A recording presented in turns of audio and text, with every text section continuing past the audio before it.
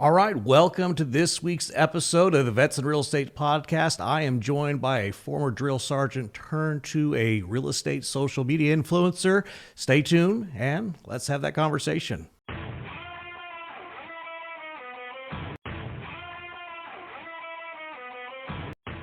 All right, well, Mark Anthony, thank you so much for joining us today and being a guest on the podcast. Thanks for having me. This is a lot of fun. I'm super excited when I got your email. Yeah. So what is it? You obviously were a drill sergeant, but I'm sure that's not the only thing you did while you're in the Army. What else did you do? I feel like I've lived so many past lives, like I was the Avatar or something. Like I've done so much. I mean, I'm in the medical profession. I was 68 Sierra preventive medicine specialist. So the DFAC inspections, your CDC inspections, your water buffaloes, your ROPU inspections, STD stuff, that was me. Started at Fort Bragg, was with Womack for a little bit, did some stuff with the 82nd, then went over to Washington, D.C., where I was at the Walter Reed Army Institute of Research, did some Zika vaccine stuff, found some cures and all that good stuff, did a few secret squirrel things that we can't talk about, and then came over to Fort Sam, became an instructor and rode into the sunset until I realized it might be time to transition out. And so I started looking at ways to get out, how to pay some debt, and then we landed in real estate.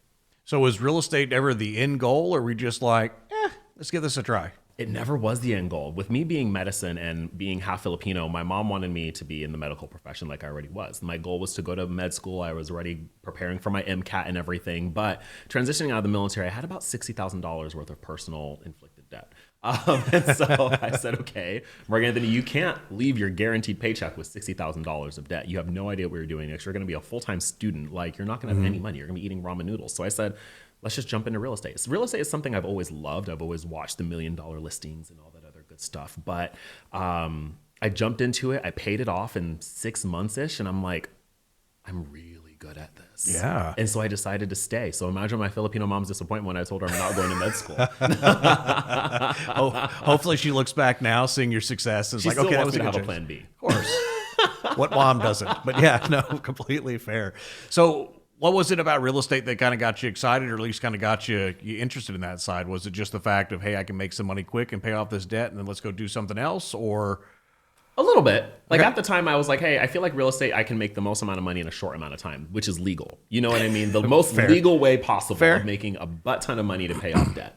But I've always naturally gravitated to, I'm originally from San Diego, California, so you can't escape beautiful real estate. And that's kind of the stuff I grew up looking at, watching, etc. And so I almost kind of expected the same thing here in San Antonio, but you realize quickly San Antonio is a very different market than San Diego, California.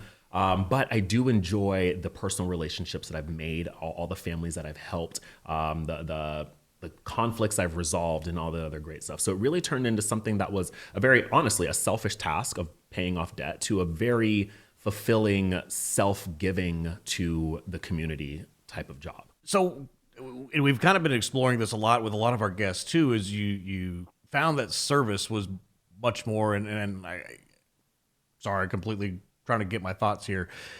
We've kind of found that in the military, we have that selfless service that's always there. And you've kind of found kind of service is going towards your customers, what you used to do with your fellow soldiers. Is that kind of that difference? Yes. Guiding. I did not realize how much I enjoyed guiding until after I got out of the military.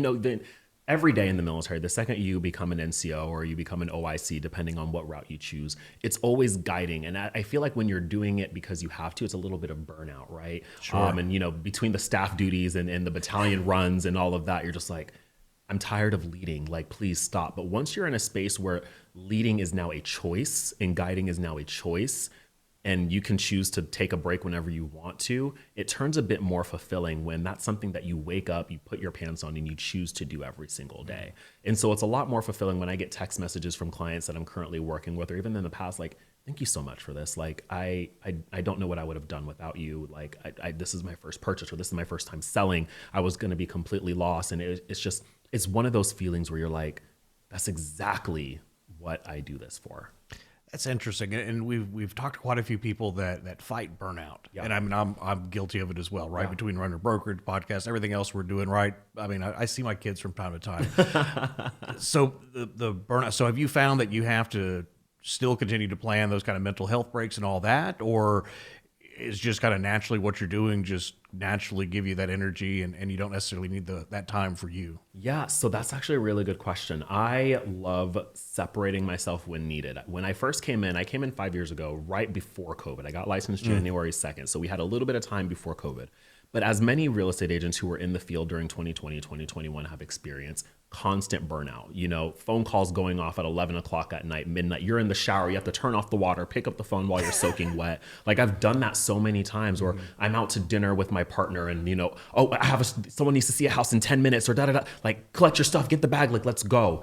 And now I've realized, Mark Anthony, business hours are really important and you need to take a day off. So I work Monday through Saturday, 9 a.m. to 6:30 p.m. Sundays are completely off. There's nothing I can do on a Sunday. Lenders are closed. Title is closed. Unless the house is on fire, we need to call the fire department. There's nothing Mark Anthony can do on a Sunday. I need to spend time with my family, spend time with my friends, clean my house, wash my sheets. Like, I need to have that time. So it's really important. And I let my clients know from jump when they fill out my client intake form, this is what you can expect from me. But if you have a 11 o'clock in the evening thought, send it to me. I'll get to it the following day. But I won't answer a phone call, anything past my business hours. Absolutely not. So I think that's one of the things is us as veterans, because when you're in, the mission comes first. It doesn't matter what you're doing the mission. I don't know what time I'm coming home, dear. Yeah. We got layout. It's whatever. I mean, it's always something going on. And I think that's what a lot of veterans struggle with in that transition, because we're used to that pace. Did you find it difficult for you to really set those boundaries, or was that something, my spouse is what did it for me? Was that the same thing for you? Was your partner was the one that kind of pushed you into saying, hey, I want to see you? Yeah. Or what pushed you to really set those boundaries? A little bit of half and half. Okay. Once I got out, because, you know, after being in for a while, you just want to do nothing. You want it to be a lazy blob and not have to worry about anything. I took my partner telling me, like, hey, I'm not your soldiers. You can take off your campaign hat. Like, when you're home, that needs to come off. Sure. Like, and even though you're out and you still have that, you know, that little bit of demeanor of who you were while you still used to wear the uniform. And so when it's time for, hey, it's dinner time, hey, let's put our phones down. But also a lot of it was self-inflicted. I'm like, hey, phones down, face down, do not disturb. It doesn't matter what's happening unless it's life, limb, eyesight from a family member or a loved one. There should be no reason that we're looking at it, because it's really easy to get so pulled into other people's dilemmas that it really starts to affect you. I remember that there was a few transactions where it was the seller didn't want to budge. My buyer really wanted the house. They're over hyperventilating. I'm hyperventilating. I'm sweating. I'm like, this is not the life to live, Mark Anthony. Like, breathe, relax, calm down. Let's take some health days and go from there. Yeah. So as you started to transition, what was the one thing that you thought real estate was going to be easy? Like, was there something that you were like, oh yeah, I'm going to kill it because of X, Y, and Z, and it turned out not to be that case? Man, I think TV shows have a really great way of telling the public what real estate is not. Okay. You know, we have the Selling Sunsets and the $1 million listings. And, you know, Ryan Serhant can come to work and we just lost a $10 million listing buyer. And everyone's like, okay, well, on to the next. Like, you know what I mean? Like, here, when someone loses a $300 sale, like, that could be the difference between paying mortgage or not. Or same, like, they don't show the inspection process. No one knows how difficult it is to get through the inspection process. Or say, God forbid, there's lender required repairs on a appraisal that the seller doesn't want to have to do, the buyer doesn't want to do, and so we're just stuck in limbo. There's so many things that I thought I didn't need to happen up until I got into real estate. And I'm like, oh, I actually have to pay attention to all of that. I have to know how to read an inspection report. I have to know how to communicate with the listing agent and say, hey, look, we're not trying to underbelly your sellers, but there's a lot going on with this house that my buyers need. So there's just a lot of learning how to communicate appropriately. Because I think one of the big things with military, we're very direct. If you need to tell a private to go do something, sure, there is no, hi, private, can you please? It's get up, go there, do this. And I've had to learn that in real estate. There were some people who were like, I have no idea who you think you're talking to, but I am not the one. I'm like, I am so sorry. It's not, you know what I mean? It's just dropping those habits to really cross that goal. And I've since learned from that. But yeah, I think that TV shows show a very different glamorous side of real estate that not every market has. And I think that they could do a better job of showing the ins and outs. Like, I'm doing chores on houses that I don't even do at my house. I'm raking leaves at a listing that I don't even rake leaves at my own house. You know what I mean? We had a guest that kind of gave us the behind the scenes of how all that works. They were on one of those shows and all that. And I think what kind of shattered the image, I guess, for me was that they're like, oh, they've already bought the house. Everything else is drama. They already know what they're going to get. They already know there's nobody actually on the other line of the phone. It's all scripted, and they already know what's going to happen.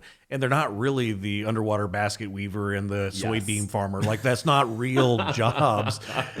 They're normal people. And I don't know. I think when it shattered, I was like, oh, these shows are terrible now that you saw behind the scenes. Exactly. Yeah. Being on a few TV shows, I've seen how many times things have been reset, seeing how many times we've had to redo something because a word wasn't done right or something. And you're just like, it's all a lie. Like, turn it all off, turn off Spectrum, turn off, like, cancel the entire thing. It's all a lie, but it makes good TV and people tune in and all that jazz. So, well, speaking of good TV, you've obviously done a lot on social media. Yeah. And many folks in real estate, coaches, all that kind of stuff talk about social media is important. Be out there, have your social media presence, do all that. But you've actually done that. Yeah. So talk me through that process. I guess what's got you into looking to do social media, and then what have you seen that's been successful? Yeah, social media is my way of just moving the needle forward. There's some things in real estate that most agents are like, hey, this is something that we have to do. Those are just things that I don't like to practice in my business. I'm not big on door knocking, and I'm not really big fan on cold calling. I will do expired listings every now and again if there's a neighborhood I really want to break into. But my thing is, if I can make a video, take me an hour to do it, and it gets 10,000 views, I look at it as, hey, that's 10,000 doors I didn't have to knock. That's 10,000 calls that I didn't have to make. And it may not have converted to an appointment yet, but the reason that I do it is because I don't want to be out in Monte Vista randomly and knock on Grandma Susie's door. And she's like, I have no idea what's happening. Why are you at my door? And I'm having to try and explain it. For someone who's not looking for the information, trying to force information at a door knock just isn't something that I really want to do. You know what I mean? And so I've also paired that with having one social media account. And I always tell people, you don't want to make it all business and you don't want to make it all personal either. So let's say, for example, you're not in real estate, right? And you follow me because I'm an avid golfer. You also love golf. You're like, hey, MarkAnthony loves golf. He's in San Antonio. He seems pretty cool. Awesome. I post my golfing videos. I don't know anything about golf. I'm just using golf as a sport. But, right. And then you're like, you see, I post something about a home in a neighborhood that you and your wife were like thinking about yesterday. And you're like, hey, MarkAnthony, actually, I didn't know that you were in real estate, but me and my wife were actually looking at the house that you did a video tour in yesterday. Do you want to talk it over on, some golf and da-da-da-da-da? We'll meet at whatever at 3:00. That's usually how it works for me. I post everything that I do because you never know who you're going to meet. There's some people who like me because of the way I dress, or some people who like me because I also have a pit bull. And at the end of the day, sometimes they'll convert and sometimes they won't. But it's using those call to actions inside of your social media that really is the driving force. So I tell people, don't make it all business. Don't make it all personal. You need to find that perfect blend that harmonizes who you are with what you do. Well, and the whole idea is people are going to do business with people they know, like, and trust, right? And if you're building that relationship where you're not just the real estate agent selling stuff, but they see you as a person, they see you as an individual, they see you as a golfer or whatever the case happens to be. Yeah, I can see where they'd be more likely to engage or more likely to stick around. Yeah. Now, when you started off, obviously you're saying, you got 10,000 views, that's 10,000 door knocks. But, if you're like me, you get that 250 views and you're like, all right. I mean, what do you do in those situations? I tell people, don't be discouraged by it. The algorithm doesn't know you yet, especially if you're just starting on social media or you're trying to restart or you're rebranding. So say you used to do tap dancing, right? And now you're coming into real estate. Instagram only knows you as a tap dancer. So it's going to push that out. But the second you change your content to real estate or any of that, the algorithm doesn't yet know you. So those 200 views, again, think of it as 200 doors, 200 calls, 200 people who did not already know you, who might have stayed around for 30 seconds, because a view only counts if it's 15 to 20 seconds. If they're there. It's not like they go and then they swipe through and it counts as a view. So that's how you can really gauge, hey, someone actually stayed around. They're actually interested in whatever content I put out. And that's good enough for me. So let's see if we can get to 300 views or 400 views or 500 views. And you kind of just keep going with it. You kind of play with what got them there in the first place, and you just lean into that. I always tell people, when you're making content, make the content for the questions that people are already asking, because they're going to stick around no matter what. So, do you see that each of those videos convert, or even the ones that didn't necessarily do as well? Have you seen they convert, or do you just kind of count that as it's kind of lost in the lesson? Or, I guess maybe that's the better question I'm trying to ask is, do you find those videos successful as well, and you see the views, or do you really counting the deals that actually come from them? Most of my videos do convert. It takes a little bit of time, but a lot of them do. Even my low performing ones, because again, like some of my talking head videos, I talk about a pre-listing inspection. Most people don't care about it, but sometimes someone will send me that video and they're like, hey, can you tell me a little bit more about this? And it'll be 6 to 9 months later when I counted that video, I was like, oh, no one liked it, no one commented it. And someone will message, hey, I'm about to put my house on the market. What does this even mean? Or my favorite is when a real estate agent, they're looking for someone in San Antonio, they'll give me a call. They said, hey, MarkAnthony, I already know who you are. I scoped through your Instagram. This video just was the nail on the coffin. I would love my clients to work with you because I know that you know what you're talking about. You show houses that are in 200,000, you show houses that are $3 million. I know that you are well versed for my clients. So even if you don't get that traction immediately, whether it's in views, likes, shares, or comments, you never know because a couple of months or years down the road, it'll pop back up again. Yeah, no, I had one that it was 300, got almost absolutely nothing. I am nerding out on demographic, understanding commercial real estate. Yeah. And looking back in hindsight, I was like, man, that's a terrible video. And sure enough, I had a residential agent that called me with a referral, $15 million for a referral, and said, hey, they're looking for somebody who understands where the best place to put their restaurants. There are several restaurants. And it was a video I kind of wrote off, right? So I would agree that it's the vanity metrics, how many likes, follows, all that kind of stuff makes you feel good. Yeah. But knowing you get somebody that calls you off a video, Yeah.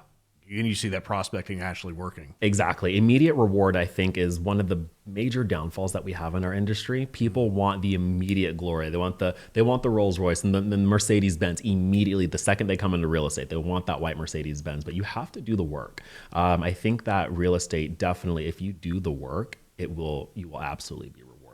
And I think that just taking the time to perfect your craft and just giving whatever you're trying to do some time. As we all know, you start something new, you have to wait at least 90 days to see how it's going to perform. Don't make a video or two and then be like, this doesn't work. I'm never doing this again. Of course, it's not going to work. The algorithm doesn't know you, whether it's on YouTube, Instagram, or TikTok, and no one will know you unless you continue to do it and you actually care about the content that you're putting out. So you have to care about what you're looking for because it will translate to whoever's on the other side of the screen. So what about that person that's scared to get on screen? What do you tell them? Sometimes you just have to do it. I recently did a seminar where I posted 2 of my YouTube videos side by side. One was I just came in the business. I wasn't the most confident, and you can tell in that video. It was very, hi everyone, my name is MarkAnthony. There's a great house right behind me. Like you couldn't even hear me on video, right? The lighting was awful. I didn't know the difference between a Formica counter and a quartz countertop. I had to do so many jump takes. Like it was very choppy, right? But it led me to a video that we did just recently last year where I wore a great suit. I had the utmost confidence. I had what my videographer calls as my YouTube voice on. Like it was just perfect. I knew exactly what I was talking about, but I never would have gotten to the 2024 video had I not made the 2000 video or the 2020 video. So you really just have to start. And even if that doesn't mean having someone to hold the camera, it could be kind of like with these cameras here. Hold something, have something, hold up your cell phone and talk about something that you know very, very well. If you do buyers all the time, just talk about the step-by-steps of, hey, if you're a buyer working with me, this is what's going to happen. Or talk about a small aspect of how we navigate the inspection period. I tell people start with things that you confidently can talk about with your eyes closed. You don't need any prompts. You don't need what's my line again, because that's going to mess you up. Start with things that you know that you can confidently and excitingly talk about and go from there. So do you do a lot of just education or stories, or what have you found kind of works best for you in that state? For me, I'm a lifestyle type of person. People follow me because of the lifestyle that I curate that people are excited to watch and kind of delve in. The way that I tell people my brand is I think of it as a reality TV show, really. Anything that I do, wake up, I go get coffee, I walk my dogs, etc. People are like, oh my gosh, what park is this? Or da-da-da-da-da, because people want to know what you're doing. They want to see that, hey, I just did a listing appointment, or hey, this home just fell out of escrow because the appraisal, like people care about that stuff. So for me, I run things as people want to know what's going on with my everyday life. And some people may not want to do that. Some people don't want to give too much access to what's happening with their everyday lives. Sure. There's some things that are off limits, like some people's kids are off limits. Some people's spouses are off limits, and that's completely okay. But I think that people, again, goes back to know, like, and trust. They want to know that you know what's happening in the neighborhood. So if you go out to dinner at this new restaurant, at least just take a picture of, the menu and just say, hey, great restaurant, 10 out of 10. great service, etc. Because they want to know that you know exactly what's happening. Because as you've probably experienced, a lot of times buyers or even sellers will be like, hey, I'm actually looking for a new place to go eat. Can you tell me about something? That's what's really worked for me. They always come to me for recommendations of, hey, I noticed that because my home is being remodeled. Hey, who's that contractor that you're working with? You know, we're about to get ready to list. And so once we get this contracting done, we want to go ahead and turn around and have you be the listing agent. And so stuff like that, it really helps build immediate rapport. So I always tell people, at least for me, it's very reality TV show-esque. Okay. Yeah. That's fair. And was that a mindset shift for you? I mean, coming from the Army, obviously you're not sitting there with your phone out and walking. I mean, vastly different, you know, world. How was that mindset shift, I guess, from going from soldier to now documenting your life for the better? Ooh, man, that was definitely a mindset shift, because in the military, and our military, I love you. Thank you for doing everything that you gave me. But it kind of stripped me of my creativity. You know, and there was no room to be creative. You had AR-670-1, you had this, you had that, you had all of these things that you had to live black and white by. And so coming out of the military, I didn't know how to make my own graphics. I didn't know how to do any of that. And so I've had to learn who I wanted to be, and I had to train my mind into doing that. And so I tell a lot of people, live the life in your head that you think that you want to live. You have to train your brain to do the things that you're going to do, because your brain will see that and they will expect it, and your body will do everything that it can to achieve said goals, right? And so for me, my thing was, I really want to be on TV, and eventually I got on TV, and I've been doing stuff like that, but it's because I had to change my mindset of, hey, I need a videographer to walk around and record me, because that's eventually what I want my life to look like. Or, I want to eat at great restaurants or X, Y, and Z, or I want to work in the multi-million-dollar field. So I need to start recording and touring multi-million-dollar homes. So it's building the brand. It's not fake it till you make it. It's really just manifesting what you're seeking already. Because people will see that and they're like, hey, you just showed this $3 million home. I have, just like you, that $15 million deal. I have a client that I'd love to refer to. I've never worked in this price point. I think that you'd be a great client for them. And it works out. So what did that transition look like coming out of the Army? Because I know, at least for me, I came out, suddenly I'm like, crap, I get to pick my own clothes every day. I have to choose how I want to style my hair. And for a while, I was like, I'm just not going to cut it for a while. It's terrible, right? Yeah. Joe Dirt facial hair. Oh, yeah. I mean, we all did it. Terrible. And I'm like cargo jeans, and I mean, just Glad I met my wife a few years later, because she said, no, clean this up. She would have ran the other way. How was that transition for you? It was hard. I was the same way. I wore civilian clothes because I had them, not because I wanted them. I'd go to just regular stores and buy jeans and shirts when I was in the military, because we wore uniform all day, right. PT gear, and then you had your regular ASUs, ACUs all day. There really was no immediate need. I didn't really care to do my hair. Most of the times it was in hats, etc. But transitioning out, again, when you have the goal of, I want to be known, I want people to recognize me, etc., I had to start dressing in ways that I knew that would get attention. And so I really just started focusing on hashtag men's fashion on Instagram and on TikTok, and really just seeing what professional individuals are still wearing, even though it's not the suit and tie, which I love when people do it. It's just not for me. How do I change it to where it's MarkAnthony level professionalism that still highlights and showcases me and my creative direction and eye? So it definitely took a long time. I think it took maybe about 2.5, 3 years after getting out of the military to find my style and find who MarkAnthony is, but don't rush the process. If you want to grow out your beard for a little bit and grow out your hair for a while, do it, because we've been so locked down by 670-1 and any other regulations that you've had and any other branch that you've been in. Let yourself loose for a little bit, but then eventually realize, what type of person do I want to be, and what is my goal in the future? Because for some people, it could just be a suit and tie, and there's nothing wrong with that. Sure. But there are people like me who likes really bright colors, and we like being recognized in the X, Y, and Z. So look at who or what you want to emulate, and then just incorporate that little by little into your life. I like how you said it took you 2 or 3 years. I'm over here like 15 years later, like just figuring out like, oh, this is what this looks like. This is what goes on. Yeah. So I think it's funny that transition period is so much quicker or slower for people. Yeah. Sometimes. And I think it's important there to keep in mind that it's at your pace, what you feel comfortable with. For me, it was extremely conservative, suit and tie. I was in corporate America for a lot of years. So I couldn't. I had to look apart. Yeah, exactly. There's a role to play. Right. Yeah, absolutely. And in real estate though, you get a lot more freedom, especially in residential sales. I'd say in commercial we're still probably a little more. I will agree. A little more buttoned up. Yeah. Through all that, but in residential, you really can just. I mean, do what you want. Yeah, exactly. I mean, look at the Selling Sunset people. That's true. That's true. Yeah. So in that transition from military to now doing what you're doing, was there anything that you look back and you're like, damn it, like, why did I do that? And we all want to have those mistakes, but was there any of those mistakes that maybe you wish you didn't learn as painfully as you had learned? Transitioning out was actually fairly smooth. One thing I will realize in the military, though, for anyone who's getting out, no one can tell you how to get out because no one's gotten out. You can't go to your NCOIC and be like, hey, how do I out process? He's like, bruh, I'm literally still in the uniform. I have no idea how to process. I think the military needs to do a better job at helping folks out process. There needs to be a better guide. Like step one, you do this. You can know how to clear posts. That's easy. Clearing posts, we've done it multiple times with PCS. Sure. Exiting service is the most difficult, stressful, exhausting portion of it all on the planet. And I think that with that and trying to find a new job, and if you're doing, what's that 6-month thing? That SkillBridge. If you're doing SkillBridge, like there's so much to happen in such little time that you don't pay attention to many things. Or some people like me, I never used my VA loan while I was in the military. So now you're trying to learn how to use your VA loan, and people think that no down payment means no closing costs, and you're trying to figure it out, or you're trying to buy a house as you're transitioning out. And sometimes the VA loan will be like, hey, no, you still need a year of service, right, so that you can be qualified for this, because technically you're changing jobs and we can't qualify you. So there's a lot of things that I had to learn, like, oh my God, I had no idea. And then even coming into real estate, I had shiny coin syndrome. I had 8 CRMs for no reason. I'm like, why do I have KV Core, Follow Up Boss, Real Geeks? Why? For what? Oh, these are for clients for this, and these clients are for what?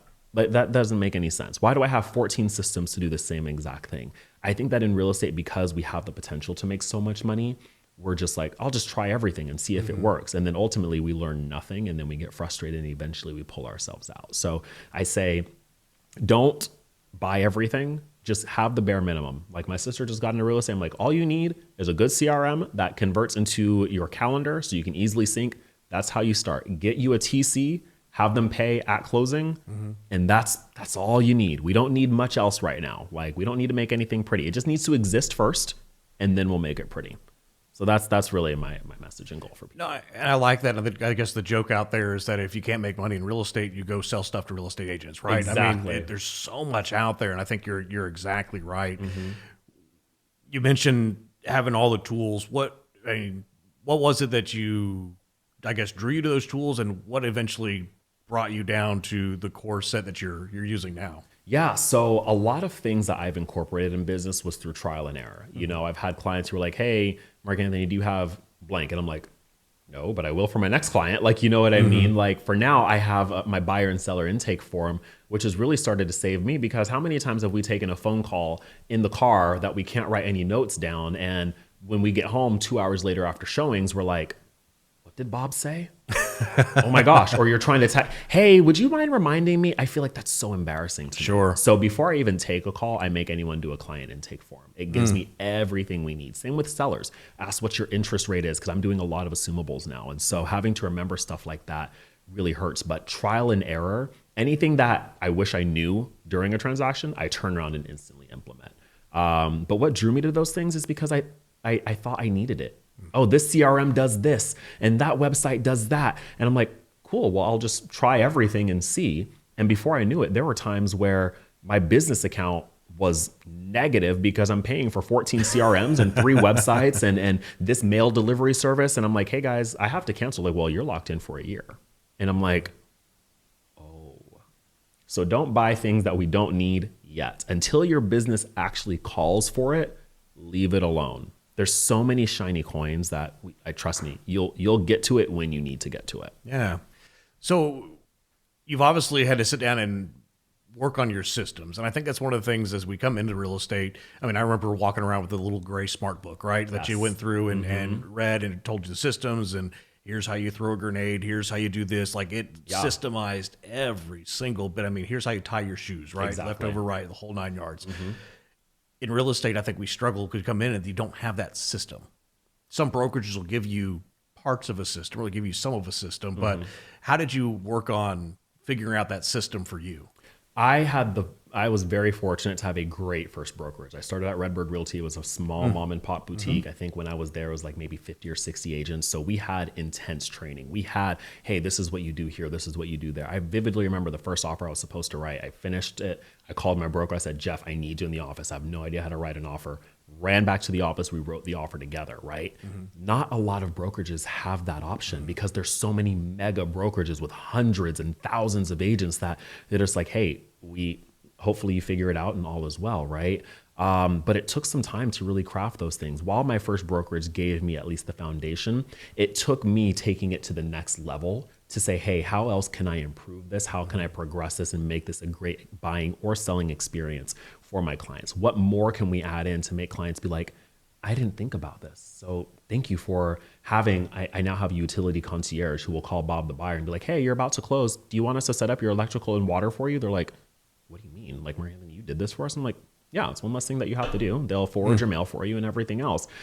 Implementing stuff like that is those minor takeaways that you take from learning how to write a contract, learning how to do a buyer's consultation, learning how to do a seller's consultation, to making the client then feel like someone who matters, someone of value, and then ultimately a friend. I like that. So what brought you to Redbird? What was it that kind of drew you there? And that's usually one of the questions we get quite often as well, is like, all right, I got my license. Now what? Yeah. And usually the first question, okay, well, you got to find a brokerage. Well, what do I need to look for in a brokerage? And what was it that you ultimately looked for and found there with Redbird? I interviewed a lot of brokerages in San Antonio. We have a lot of brokerages here. And I think I interviewed maybe 9 or 10 of them. And I kind of just took notes. More importantly, my thing was I needed to feel the atmosphere. You know, I didn't want to feel like it was too traditional, because I'm not a traditional person, as you can tell from my outfit, right? Yeah. And I didn't want to be ostracized because I wore a light blue suit from someone who's a very traditional suit and tie, which again, there's nothing wrong with that. But because real estate is a very traditional industry in some aspects, I didn't want to self-ostracize because of that. And so first thing I looked for was atmosphere. Does this mesh with the person that I am and who I'm planning to become in the next couple of years? Second is, how much support am I going to get? Can I call you at 7 o'clock in the evening because I'm a brand new agent who's trying to figure out how I do a listing, or because, you know, my buyer's upset that the seller didn't give us all the credits that we were looking for? How do I client manage? So I wanted to make sure I had enough support.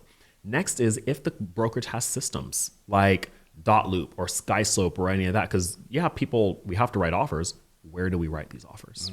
Like, we need to make sure that there's nothing else we need to pay for, because when we get our license, it's expensive to get our license. You have to get the test. You have to go through whichever your local board is. You have to do NAR. Then you have to pay for your MLS. Like, there's so much. Pay for business cards, pay for this. I'm like, if there's anything less that we can have to pay for, let's let the brokerage do it. Yeah. And then ultimately, we want to feel the culture of everyone else in the brokerage. So while atmosphere is one thing, culture is definitely another thing. Are we collaborative? You know, can I run an open house on your listing that, you know, just came to market? You know, if there's someone's like, no, you can't do open houses because that, I don't want to be there. Like, I feel like a brokerage is a second family. You know, I think that's just my military mindset. I think that people that I end up working with, ultimately you have to rely on them on one portion or another. And so when it comes to finding that right brokerage, systems, support, culture, and atmosphere, that's really what it boils down to. Of course, commission split depending up to you, but I think as a new agent, you really just need to learn the ropes first, and then you move to a brokerage that moves to a commission split that works for you.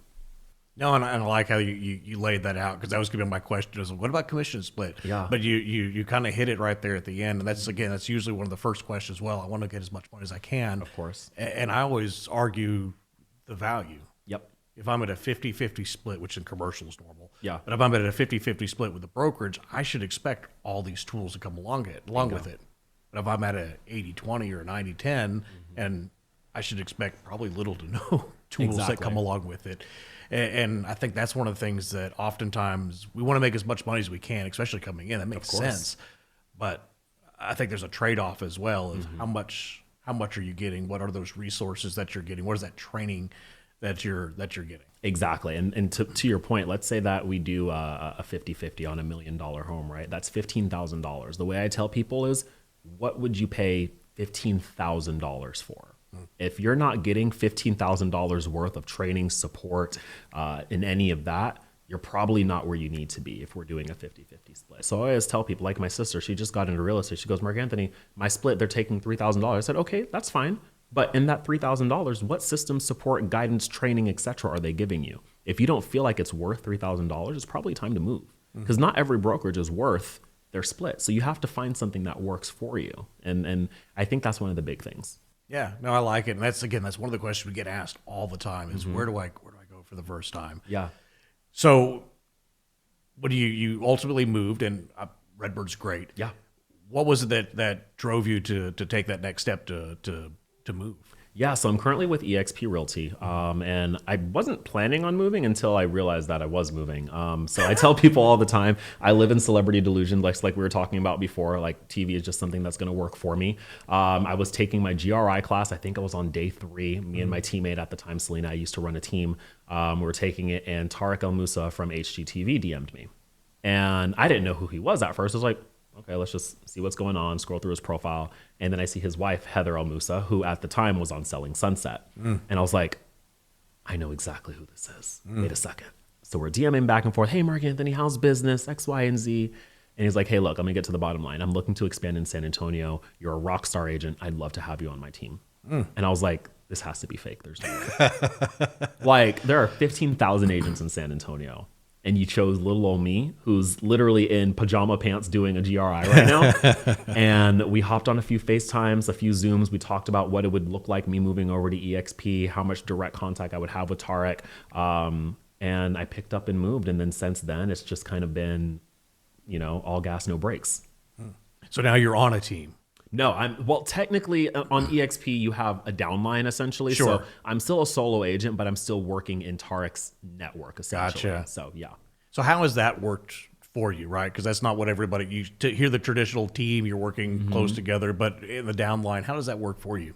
So the way that it works is that ultimately, if you need support, you give your mentor a call. But when your mentor is also a celebrity, it's kind of hard to link up. And so we have different avenues and different channels for that. But ultimately, I think that the greatest benefit is that I get to utilize Tarek's name and brand with a lot of my marketing and stuff. So I have been getting a lot of listings that way. It has also helped me with, multi-million-dollar showings and everything else. And so people are just really drawn to that brand, which I'm super excited about. But the way that normally works, I close something, he gets a portion of it, but I do get access to amazing trainings. Any type of ultra luxury event, he invites everyone that's in the downline, like, hey guys, if you guys can make it, come on out. This is X, Y, and Z, blah, blah, blah. So we get a lot of access to a lot of things, which I'm absolutely obsessed with. Yeah, no, that sounds like a huge value. Yeah, absolutely. And going back to what you said, what you're paying for, you're getting that value, and it sounds like you absolutely are. And it's definitely helped.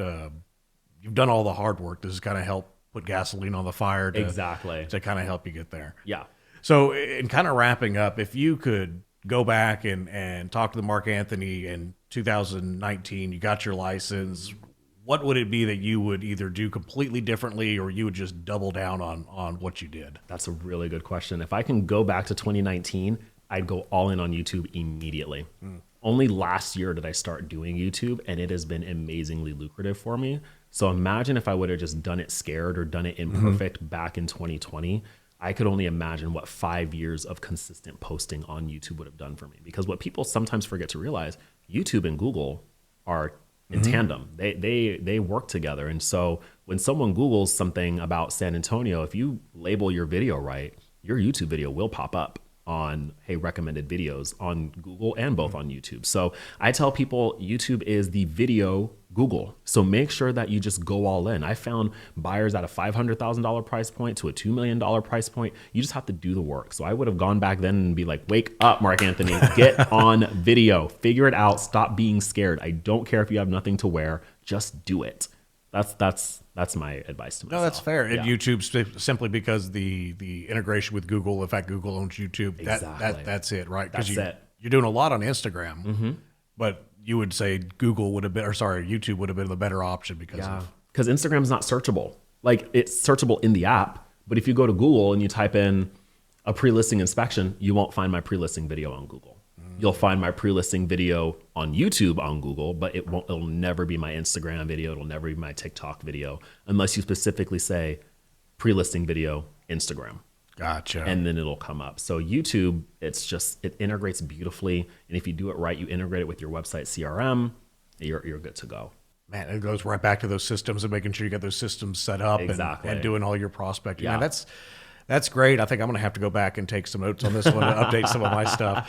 But if they want to follow you, they want to find you, where's the best place for them to go to connect with you? Yeah, the best place to go is Instagram. It's going to be at MarkAnthony Ball. You'll find all of my other links on there as well. Also keep in mind or stay tuned. I'm planning on doing a CE class for social media and branding with San Antonio Board of Realtors. So keep an eye out for that. We're in the very beginning phases of this. So if you're looking to really just earn CE on learning how to make social media content, I'm working on that. It's coming out very, very soon, guys. So just have a little bit of patience. Awesome. Sounds exciting. I'll definitely look at signing up for that one as well. Yeah. So MarkAnthony, thank you so much for your time. Thank you so much for giving all this valuable information. And we wish you the most success we could possibly have. Likewise. Thank you so much for having me, and good luck to anyone getting out of the military looking to transition into real estate. All right. Appreciate it. Thank you.